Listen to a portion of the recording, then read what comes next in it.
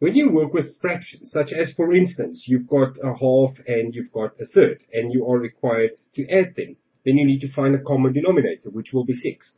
The same will go if you subtract. You still need a common denominator. And then you need to get the numbers below the line the same so that you can get the numbers above the line to give you a final answer. And then if you multiply, for instance, this, a half times by a third, it changes to doing everything above the line and everything below the line, which will then give you 1 over 6. That's the final answer. But something that you just need to remember is that you can get, for instance, a fraction such as, let's say, 12 over 15 times by, let's say, 3 over, let's make it 6, just to illustrate the point. Then, if you multiply everything above and below the line, you'll get pretty big numbers. But you can cancel before that point. So you can say 3 goes into itself once and into 15 5 times.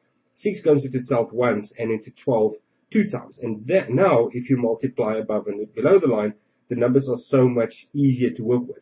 Or you could have written that 12 over 15 that we had over there. You can write that, for instance, as, let's say, 2 times by 3 times by 2, 2 times by 6, or 4 times by 3, however way you want to write it.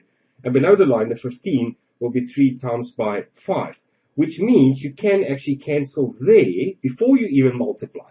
You can start cancelling various numbers above and below the line. Now, this whole principle that we looked at of cancelling and multiplying and common denominators and everything that are applicable to normal fractions of normal numbers, they also apply to algebraic fractions. So just bear that in mind. The same techniques or the same principles still apply to algebraic fractions. You're just working with variables and not just numbers.